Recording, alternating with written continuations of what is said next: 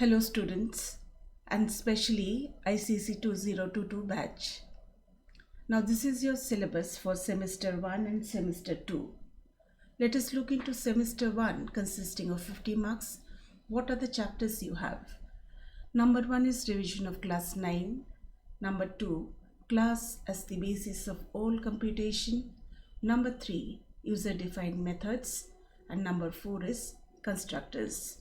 Now let us see what you have to study from class 9 syllabus. Java basics and OOPS concept. Also you have to know the difference between OOP and POP. Limitations of procedure oriented programming also you must know. Then features of OOPS also, basic principles and elements of OOP, definition of object and class and their differences. The new keyword is very important. You have to know the steps in creating objects and the terms like declaration, instantiation and initialization. You must know also how to create an object of a class. That is, you have to write a Java statement for it. Then you must know the definition of 4 OOP principles: encapsulation, inheritance, polymorphism and abstraction. And you have to have clear understanding in terms of real world and in software terms. Then you must know what is dynamic binding with example. And finally, you have to also look into benefits of object-oriented programming. You have more for class 9 syllabus. Let us look into that. History of Java, consisting of the developer's name, the year, its current owner, name of other object-oriented programming languages like C++, Python and many more are there. You have to know them.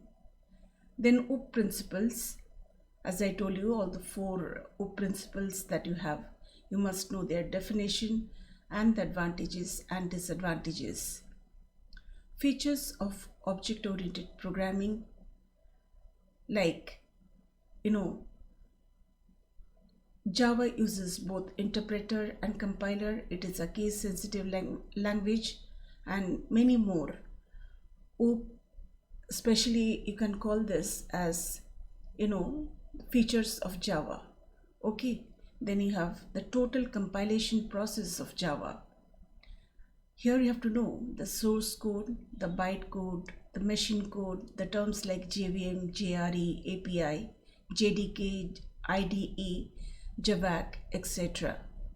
You must also know the extension of source code, that is .java, and bytecode is .class. Then you have to have the knowledge of Java libraries in JDK like java.lang, java.applet, java.net, java.awt, java.txt, java.math, etc. Then you must know types of Java programs, that is standalone and applet. Knowledge of reserved word or keyword. Then you must know about output statements like system.out.println and system.out.print. You must know their difference also. Then you must know the different comments that are available in Java: single line, multi-line and documentation.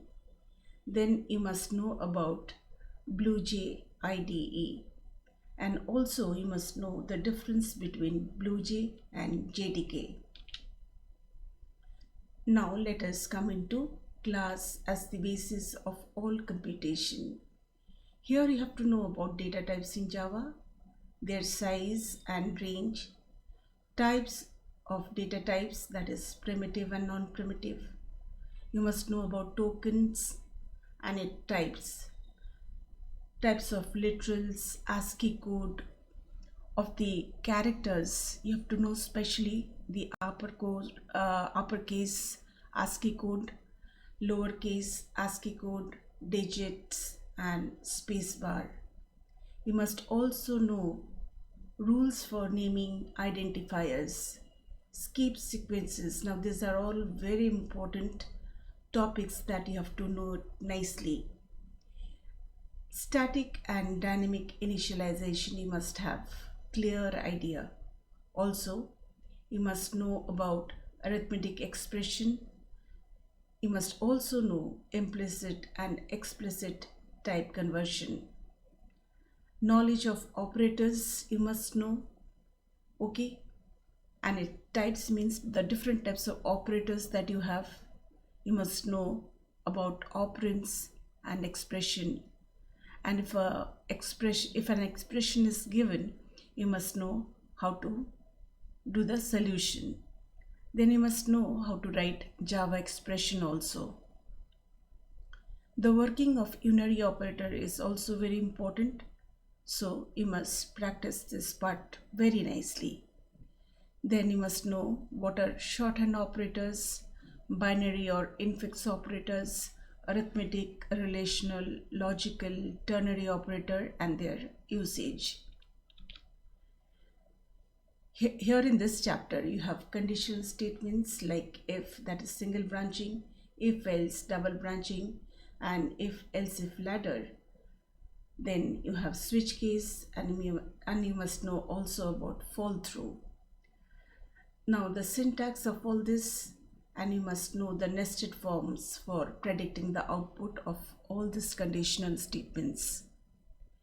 Now about math functions, you must know the definition, the syntax, and what type of data it returns, that you must know very nicely. Now these are all important for predicting the output using mathematical functions, and you must also know that how to work with more than one function and also in the form of nested function. Then comes the scanner class. Then you must know what are the methods to read tokens from scanner object, and you must also have the concept of buffer reader class. Then comes looping. You must have concept for for loop, while loop, do while loop, null loop or empty loop. Then you must also know about infinite loop. You must know the syntax of for, while, and do while. Jump statements, now these are very important. Okay, you must also have the idea about static and final keyword. System.out.println versus return statement, this is also very important. Types of variables, that is instance, local, static, reference. You must know all this different types of variables. What is flow of control? You must know this also. Then what is scope of variable? And here comes the different access specifiers like public, private, protected, and friendly. Also the default access specifier for class, instance, variable, constructor, and method or function is very important. You must know the default access specifier. Then you must know the different types of errors, that is syntax, logical, and runtime.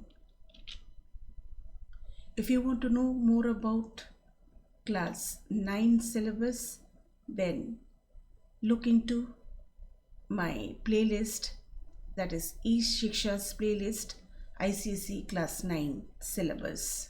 You will get all the topics that I have told you so far. Now, user-defined methods. Need of methods, syntax of methods, forms of methods, method definition, method calling, method overloading, declaration of methods, way to define a method, ways to invoke the methods, that is call by value and call by reference. For call by reference, you must know only the definition and an example you need to know. Then you must know object creation and invoking the methods with respect to use of multiple methods with different names to implement modular programming. Using data members and member methods, actual parameters and formal parameters, declaration of methods, static and non-static method prototype, method signature. You must know also what is pure and impure methods. Then pass by value, you have to know how to write programs, because you will get, or you may get program in section B, and you must know pass by reference, that is only definition and an example. Then you must know returning values from the methods, that is the return statement nicely. Use of multiple methods and more than one method with the same name, that is method overloading, polymorphism feature. Now this is very important for section B.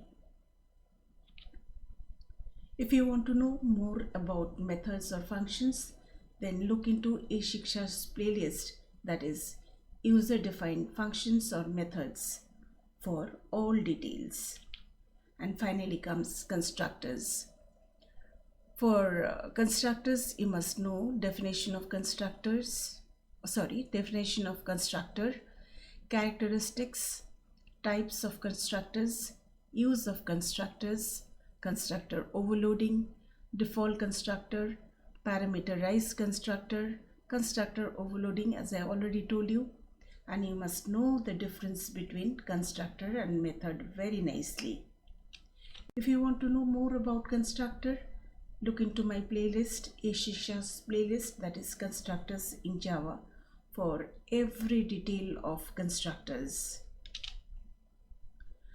And for the complete revision of semester 1 for ICC 2022, watch all the videos given in the playlist ICC 2022 MCQ. Thank you so much for watching this video. Keep watching and keep learning. We'll be back soon with another interesting video on ICC Class 10 topic. Keep learning from eShiksha. Thank you so much.